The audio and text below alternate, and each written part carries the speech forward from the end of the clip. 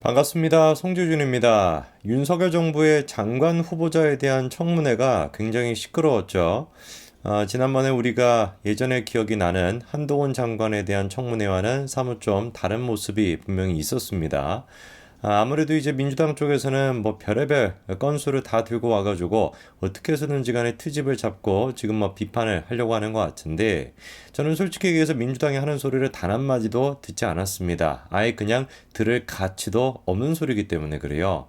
아니, 생각을 해보십시오. 지금 민주당이 뭐 김행 후보자에 대해 가지고, 그리고 또 신원식 뭐 이번에 임명이 됐죠. 장관이 됐거나, 그리고 또 유인촌 장관이 됐거나, 뭐 이런 사람들에 대해 가지고 얘기하는 게 무슨 의미가 있겠습니까?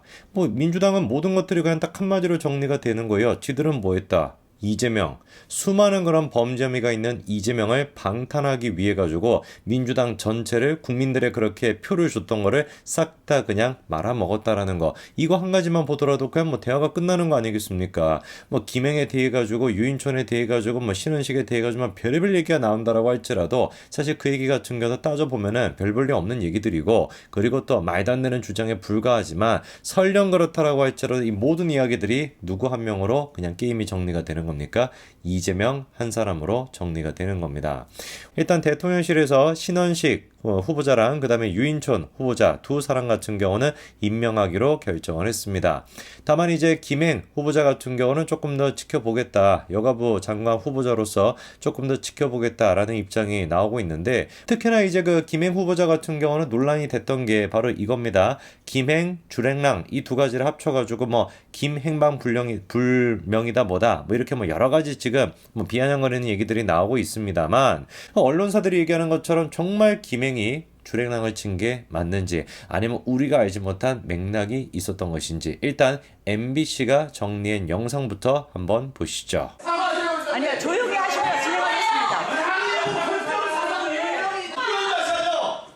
갑시다.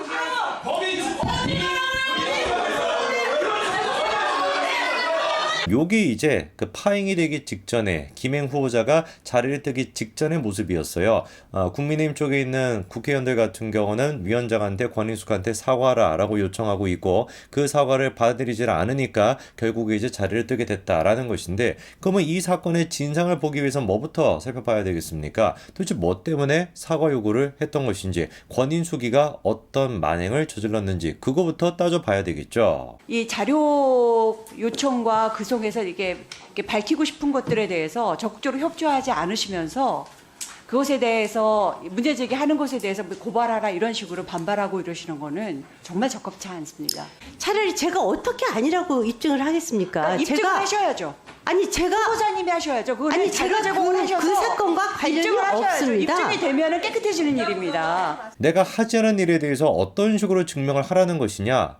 당연한 거 아니겠습니까? 원래 증명을 하는 거, 이거는 누가 해야 되는 거예요? 범죄 혐의가 있다라고 주장하는 측에서 그거를 증명해야 되는 것이지, 나는 안 했다라고 하는데, 나는 그런 일을 한 적이 없는데 안 한 거에 대해서 어떻게 증명을 할 수가 있겠습니까? 당연히 원래 증명을 해야 되는 건 누가 해야 되는 거예요? 민주당 쪽에서 해야 되는 겁니다. 그런데 그거에 대해서 권인숙이가 빡빡 우기면서 마치 지가 막 선생인 것처럼 애 가르치듯이 그렇게 지금 이제 김행 후보자를 몰아붙이고 있었던 것이죠. 지금 상황은 후보자님이 자초하신 겁니다.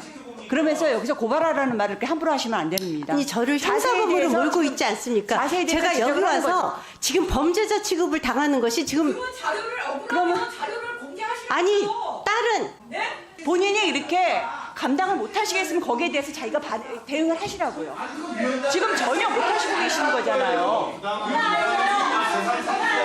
솔직히 지금 요 장면만 봐서는 약간 이해가 안 돼요. 아니, 권인숙이 그냥 뭐 그렇게까지 막 엄청나게 막 세게 얘기한 것 같지는 않은데 왜 갑자기 국민의힘 쪽에서 사과하라 라는 메시지가 나왔을까? 처신을 똑바로 잘 못하시는 것 같다, 대처를 잘 못하시는 것 같다, 이 정도 얘기했는데 갑자기 이제 그 편집된 내용만 봤었을 때는 갑자기 이제 그 얘기를 듣고 국민의힘 쪽에서 막 사과하라 이런 식의 메시지가 나오고 있지 않습니까? 그래서 제가 조금 이상하다라고 생각이 됐는데, 다시 한번 보여드릴 테니까 여러분도 혹시 이거 뭐지? 약간 조금 눈에 띄는데 하는 부분이 있는지 다시 한번 보시기 바랍니다. 지금 범죄자 취급을 당하는 것이 지금 자료를 그러면 자료를 공개하시는 아니 딸은 본인이 이렇게 자, 혹시 여러분 눈치를 채셨는지 모르겠습니다만 계속해가지고 소리를 지르고 있던 게 누구였습니까? 양희원영이가 소리를 지르고 있었습니다. 그렇게 소리를 지르고 있다가 MBC가 편집한 거에 따르면 갑자기 페이드아웃이 되면서 누구 모습이 등장하게 됩니까? 권인숙의 모습이 등장하게 됩니다. 그리고 권인숙이 멘트 한마디를 하고 난 다음에 국민의힘 쪽에서 사과라 이렇게 지금 이어지고 있는 것인데, 놀라운 이야기를 제가 말씀을 드리면은 아까 전에 페이드아웃이 되면서 장면 전환이 됐던 저 부분에 권인숙이가 아주 중요한 얘기를 한마디 했습니다. 사실상 그것 때문에 국민의힘 쪽에서 사과라 라고 난리가 났던 것인데요. YTN이 보도했던 내용을 일단 한번 보시죠. 자세에 대해서 그런 식으로 태도를 유지하시면 본인이 사퇴를 하시던가요. 도저히 이걸 감당을 못 하시겠으면 사퇴를 하시든가요.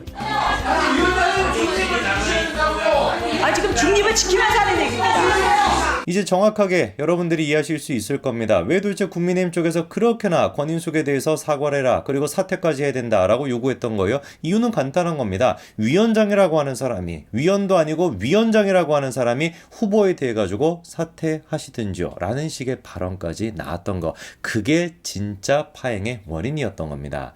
사실상 이거는 사상 초유의 사태죠. 뭐 진행을 맡아야 되고 시간 분배를 하고 이런 식의 역할을 해야 되는 위원장이라고 하는 사람이 후보를 앉혀놓고 사퇴하시든지요, 이런 식의 말을 한다는 게 말이나 되겠습니까? 국민의힘 쪽에서 그런 말이 나왔다라고 한다면 얼마나 또 MBC가 그거에 대해서 확대 재생산을 하면서 난리를 쳤겠냐고요. 그런데 정작 MBC는 아까 전에 제가 다 보여드렸습니다만 사퇴하시든지요 이런 식의 발언은 편집을 시켜버리고, 제가 보기에 의도적으로밖에 보이지 않습니다. 그런 식의 발언을 편집을 시켜버리고 마치 국민의힘 쪽에서 어거지를 부리는 것처럼 사과해라 라고 요구하고 그게 파행까지 이어진 것처럼 그렇게 편집해가지고 보냈다라고 밖에 저는 보이지가 않거든요. 이거는 누가 뭐라고 하든지 간에 MBC가 뭘 한 거예요? 자작극을 벌였다, 그리고 사기극을 벌였다 라고 밖에 보이지 않습니다.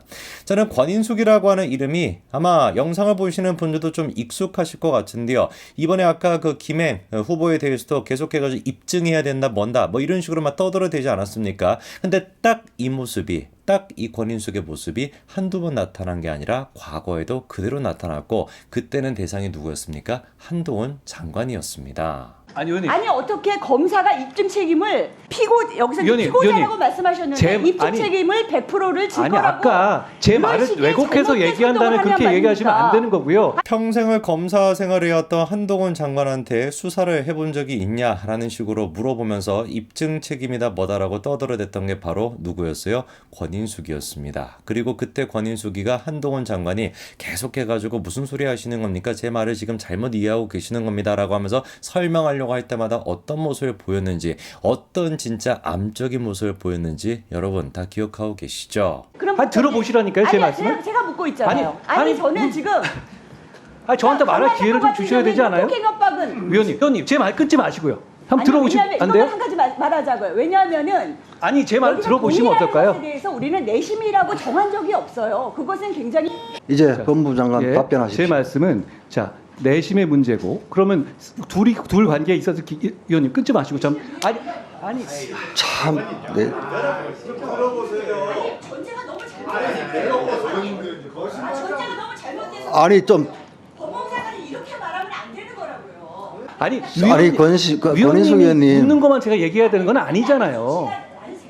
권인숙 의원님, 가져오시면 안 된다는 얘기를 하는 거죠. 저 정도 수준밖에 안 되는 사람이 청문회 위원장을 맡고 있으니까 이 청문회가 파행이 안 되는 게 오히려 이상한 거 아니겠습니까? 당연히 국민의힘 쪽에서는 이렇게나 편파 진행을 했던 권인숙에 대해 가지고 사과를 요구하는 게 맞습니다. 너무나 사실 뭐 저 장면뿐만 아니라 보신 분들은 다 아실 겁니다. 얼마나 민주당에서 양희원영이 됐거나 신현영이가 됐거나 이런 잡것들이 나와가지고 김행 후보자한테 모욕을 주고 개인적으로 그렇게 막 말도 안 되는 얘기를 쏟았는지 다 알고 계시지 않습니까? 그거를 꾹 참고 있다가 도저히 참다가 못 참고 권인숙까지 나서가지고 사퇴하시든지 라는 식의 발언이 나오니까 국민의힘 의원들이 자리를 박차고 나갈 수밖에 없었던 겁니다.